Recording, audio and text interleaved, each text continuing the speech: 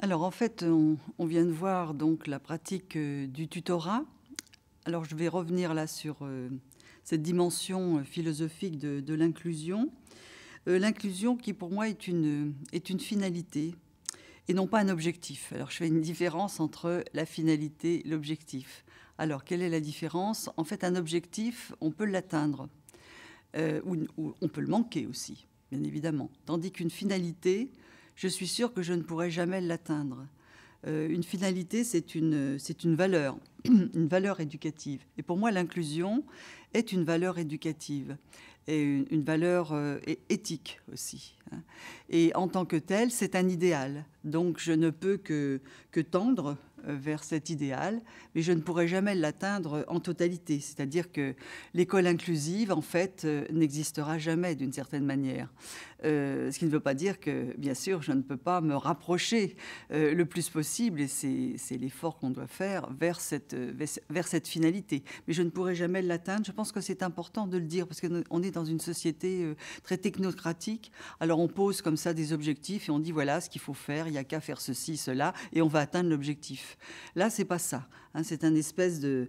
voilà, c'est un processus en même temps, hein. C'est un processus qui n'est jamais achevé. On peut toujours faire mieux.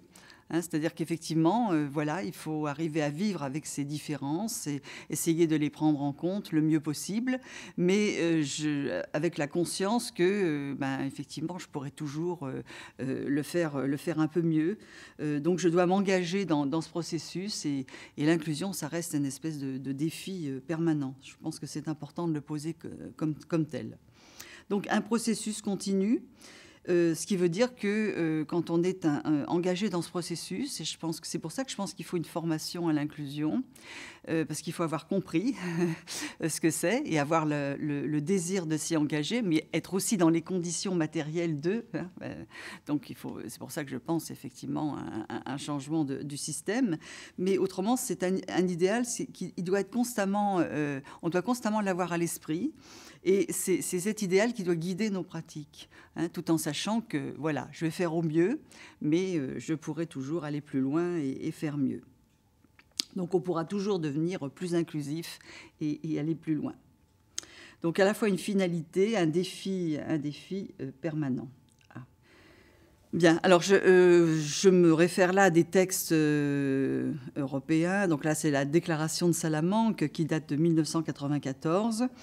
Et qui note que les écoles inclusives doivent reconnaître, prendre en compte la diversité des besoins de leurs élèves, s'adapter à des styles, à des rythmes d'apprentissage différents, assurer une éducation de qualité grâce à des plans d'études, une organisation scolaire, une utilisation des ressources adaptées et un partenariat avec la communauté. La scolarisation inclusive, c'est aussi le moyen le plus efficace d'établir une solidarité entre les enfants ayant des besoins éducatifs spéciaux et leurs pairs. Donc là, on voit bien là ce processus qui est défini et voilà, qui doit être, qu'on doit avoir constamment à l'esprit. Voilà, ça c'est la convention de l'ONU. Donc effectivement, oui, c'est dans les années 90 que ça s'est décidé.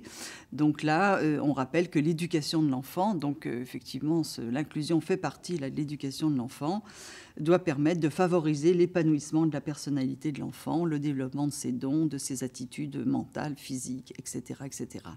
Préparer l'enfant à assurer les responsabilités de la vie dans une société libre, un esprit de compréhension, de paix, de tolérance, d'égalité entre les sexes, d'amitié entre tous les peuples, etc. Là, on est bien effectivement dans la dimension philosophique de l'inclusion, dans cet état d'esprit hein, qui fait que voilà, on doit essayer de fonctionner avec cet idéal. Alors, actuellement, en France, si on revient donc à ce qui se passe aujourd'hui en France, je pense qu'on est en train de prendre la mesure, en train de comprendre l'intérêt de ce processus. Hein, et c'est vrai, bon, si je me réfère à nouveau à la loi de 2013, là, dans cette loi, on lit quand même qu'il y a quand même des passages qui montrent que on a bien compris un petit peu ce qu'était cette dimension philosophique. Quand le législateur écrit que tous les enfants partagent la capacité d'apprendre et de progresser, Et donc, on doit veiller à l'inclusion scolaire de tous les enfants sans distinction. Donc là, on voit bien que tous les enfants sans distinction, donc on commence à concevoir l'inclusion d'une façon quand même beaucoup plus large. Hein, ce n'est pas seulement ceux qui sont en situation de handicap, mais c'est tous les enfants.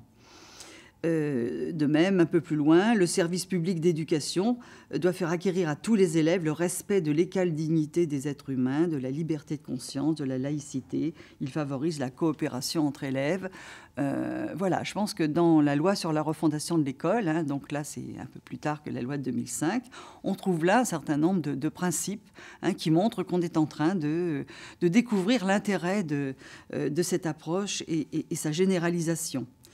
Et cette généralisation, elle apparaît là dans une annexe où on dit qu'il faut renforcer le caractère inclusif des dispositifs collectifs, notamment les CLIS et les ULIS.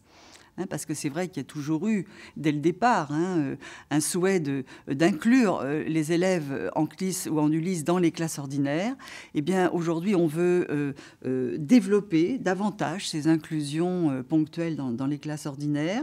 Et on fait aussi allusion au SECPA. Et je pense qu'il y a des choses qui vont advenir là, dans les mois qui viennent par rapport au SECPA, où là aussi, là, c'est une circulaire de rentrée qui note qu'il faut essayer aussi de penser à l'inclusion de ces élèves dans le collège, parce que c'est vrai qu'on a d'abord parlé de l'inclusion des élèves en situation de handicap. Les élèves de SECPA, ils sont en difficulté scolaire, ils sont dans des structures adaptées dans les collèges, mais bien souvent beaucoup moins inclus encore que les élèves en situation de handicap.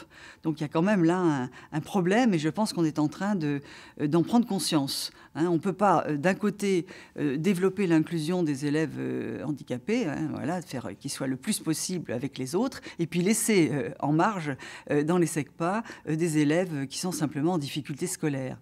Donc, effectivement, il est prévu, là, une évolution des SECPA dans le sens de l'inclusion.